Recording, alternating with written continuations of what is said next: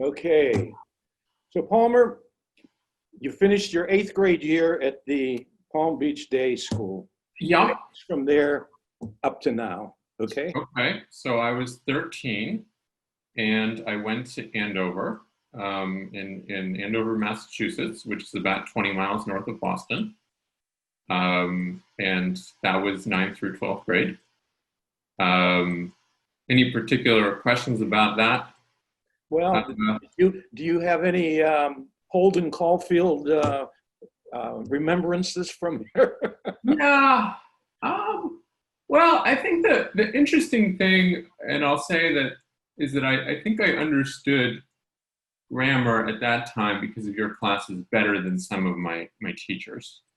So I remember getting into a really heated conversation with my 10th grade English teacher, who claimed that the correct usage was give the money to whomever needs it, because it was the object of the preposition. And I said, no, the whole clause is the object of, yeah, so it's whoever. And, so this was like a half an hour. I hope you didn't contest it in class. I was more insufferable about being right than I think I hopefully am now. But yeah, that was something that happened. So that's, I got a really good education at Andover, for sure. And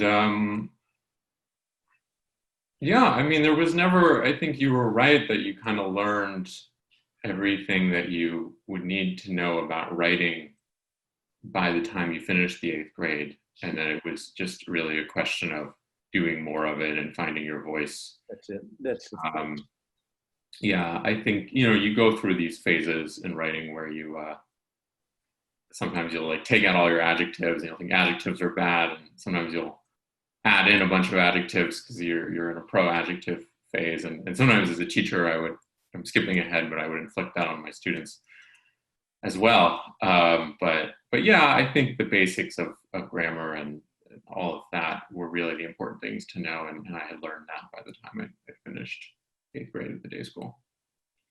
And, I was good at a lot of different subjects. I thought I was going to be a physics major and started taking physics classes at Harvard. And eventually decided to major in English. I really liked reading novels, and reading novels was kind of a way of really understanding about the whole world, and I could write about anything that I wanted to if I were writing about a novel. I learned Japanese when I was at Andover, and I kept studying Japanese through college. So for my senior thesis, I wrote about how this Japanese American Zen promulgator had read Ralph Waldo Emerson and what he had learned from Emerson about Zen, and the kind of Zen he explained to Americans like Jack Kerouac or Allen Ginsberg was really kind of, it was actually stuff that he had read in Emerson or had really been deeply influenced by Emerson. And so I had to do original Japanese translation work for that. And that I published in an academic journal, or part of it anyway. So that's, okay. So yeah. After Harvard, I discovered, that I thought I liked doing research and I thought I was good at it. And I got sort of a thumbs up from my professors. And so I went to Yale and I got a PhD in English. Yeah, I took a lot of philosophy classes in college. And, the thesis itself was, Ralph Waldo Emerson, it's an interesting question. Is he a prose poet? Should he be taught in English class? Should he be taught in a philosophy class? He gets put into different departments and nobody really knows exactly what to do with him. He has the same name as you, come to think of it. I don't know if that's accidental or not. But, let me ask you this question about your present state of philosophy. Okay. have you come to do it? What is the current thinking among your peers, etc., concerning determinism and consciousness? Now, I understand that's the big thing being debated in the schools of philosophy. How have you handled determinism? Skinnerian determinism, you know, Yeah, yeah, I know what you're talking about. you have a free will or not. The PDF courses. Yeah, to be honest, I never read too deeply into this. It was more philosophy of religion, although those should actually be mutually inclusive.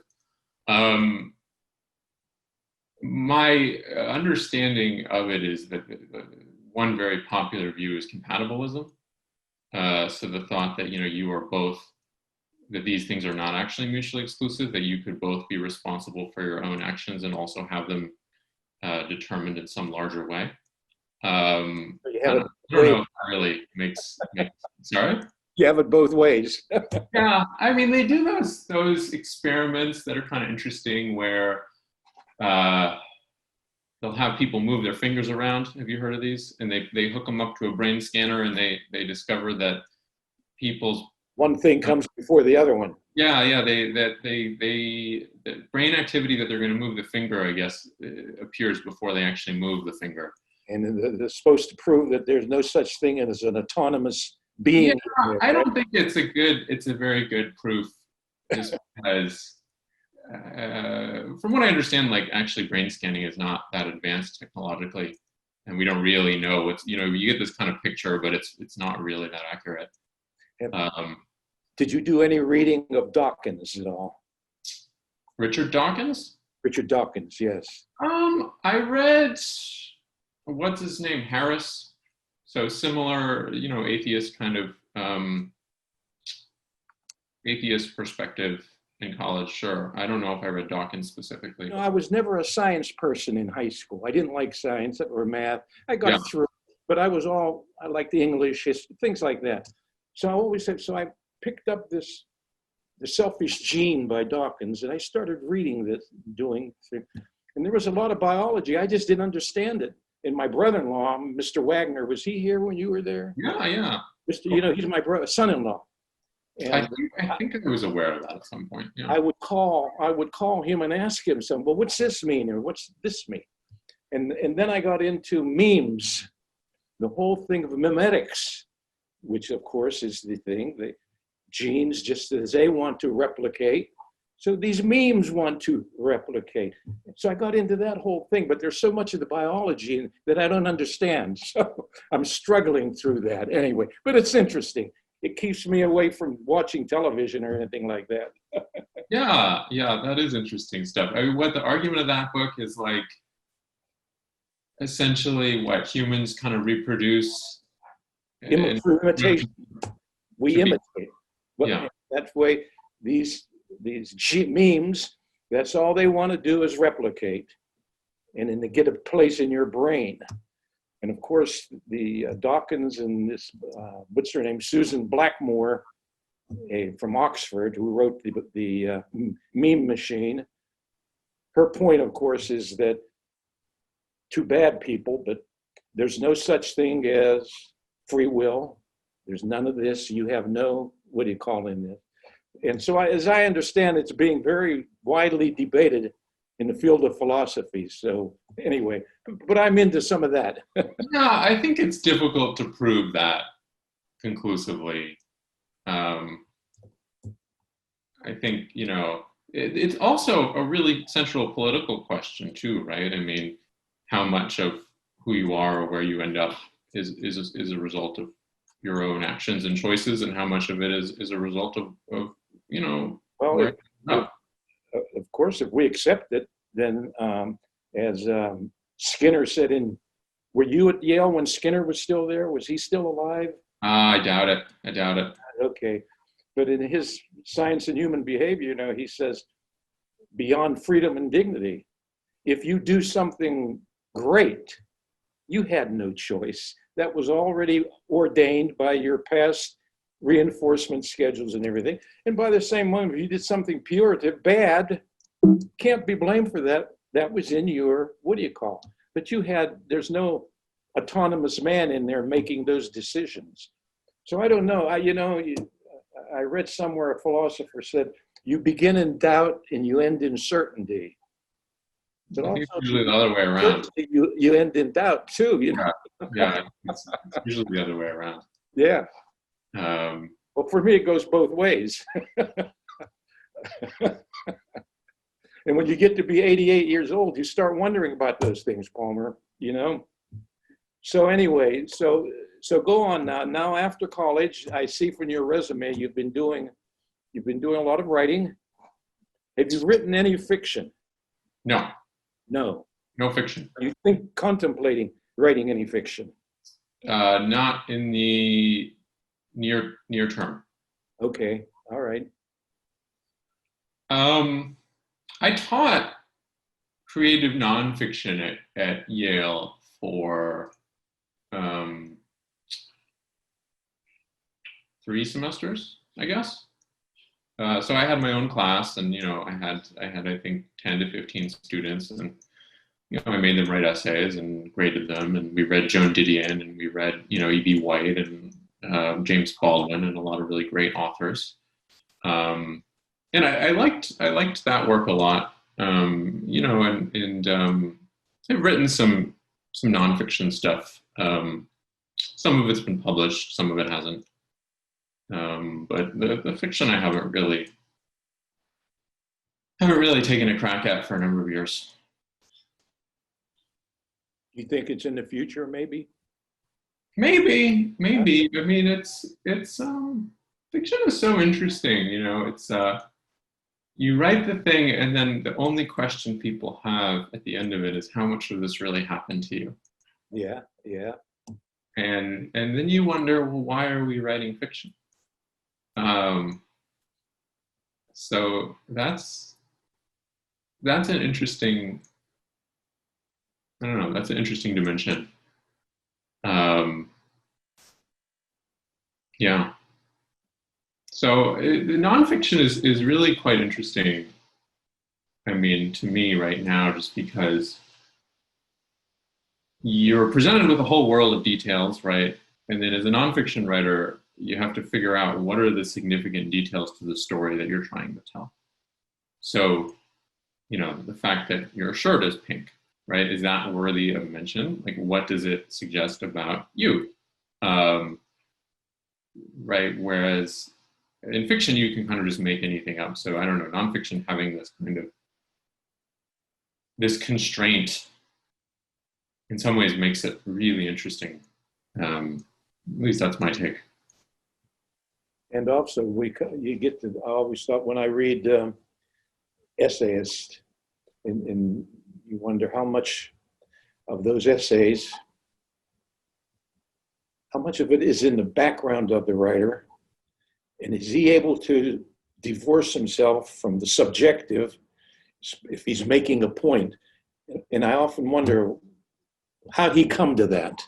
How did he come to that? What was his thing that brought him to this point to make this thing? You know who one of my favorite essayists is, Palmer? I don't know if you've read much of him. He just died here last year, the year before, who I found out to be so brilliant, Charles Krauthammer. Did you ever read many of his essays? I don't think I did. He went to. I know you love Louis Lapham. I remember that. I remember him, Lapham. He wrote some essays. We do those essays. Yeah. But Krauthammer, he was at Harvard in med school, his first year med school. In fact, he was there with, do you know the Dr. Varady? Do you know the Varadys? Varadys, yeah. Yeah, Dr. He was in his class. Oh, wow. Krauthammer had a diving accident and became paralyzed. Finished medical school, graduated in psychiatry, practiced for a while, and then he went into politics in that. He was an ultra liberal for years. And then he swung over to conservatism, which I call he was a liberal conservative. he picked out the best of conservatism, not what we're seeing today, but a brilliant writer, brilliant writer. If you get a chance, pick up some of it. You'll see Okay. some Okay. things he was.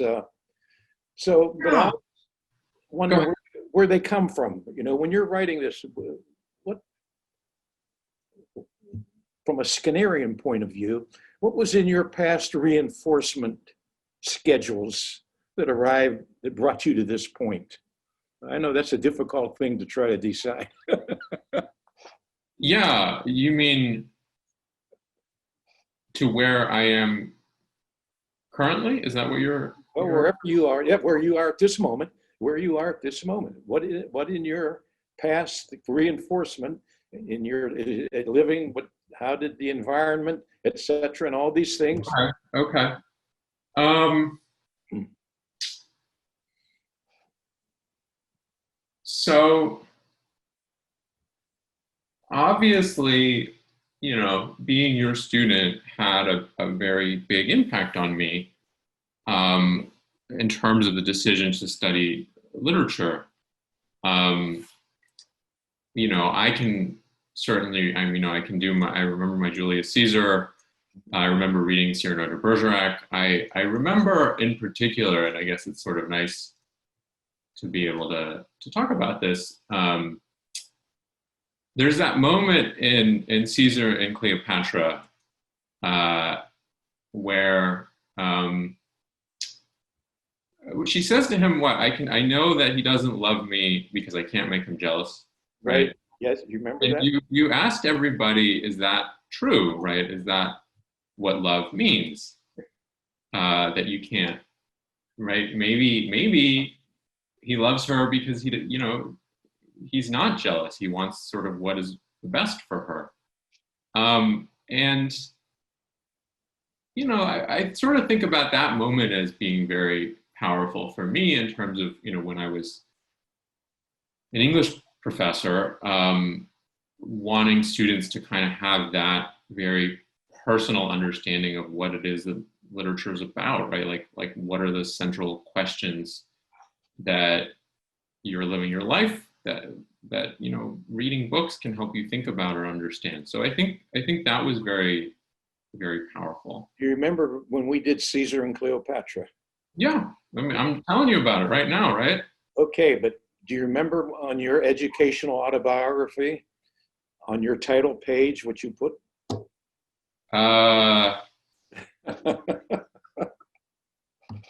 Was it? There were all these aphorisms that you liked. Yeah, when Cleopatra had Fatatatita kill Ptolemy or whatever his name was, Yeah. Caesar's incensed, and she asked all of his men and everything around it, was I right or not to do this? And they all agreed with her. Yes, you had to do it. He was talking about you. And Caesar says, none of you understand. He said, and then I think the quote was something like, when a man knows what you did was wrong, he will either have to conquer the world as I have, or be crucified by it. And that was your title page on your, what do you call? Wow, very dramatic. Yes, I loved it. I loved it. But so I think that that experience definitely was powerful and important. I mean, I think my mom has a master's degree in English, and my dad didn't. oh, by the way, how are they? Okay. They're good. Yeah. Virus, nothing. Good. They're staying home. They're being responsible, as far as I know. They may be sneaking out every now and then, but I'm not sure. And they're doing well. Thank you for asking.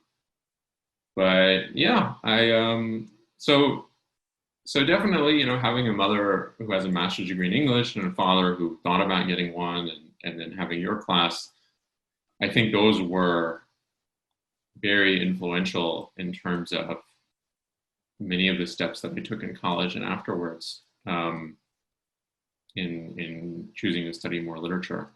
Do you know who I interviewed for the first one of these I do know that you talked to Kathy. Kathy was the first one. Kathy was the first one. Yeah. I mean, when I was living in New York, Kathy and I, and her husband and my wife we had meals together from time to time. So, Yeah, Kathy. What do you have? What message do you have for the kids at Palm Beach Day? Any message? Anything? Yeah. I think that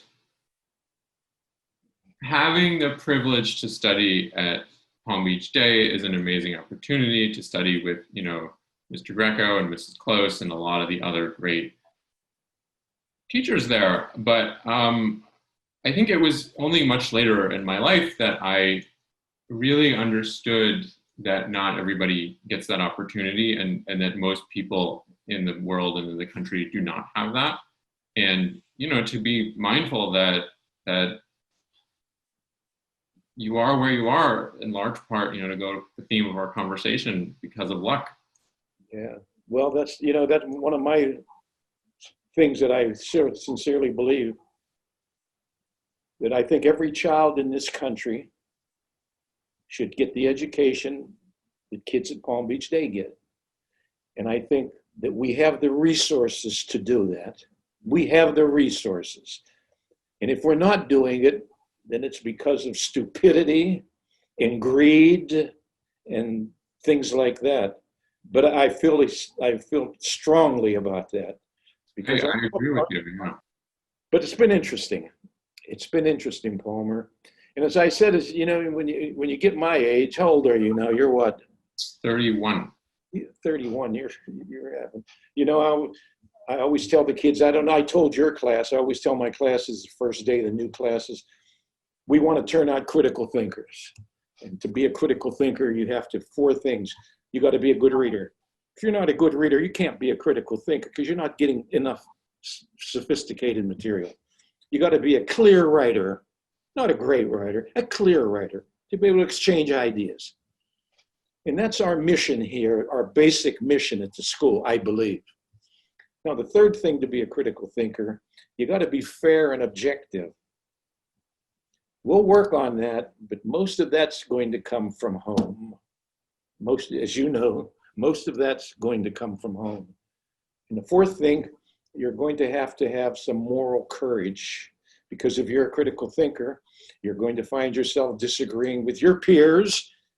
And I'll tell the kids, you've already found that out already, haven't some of you? And most kids, yes.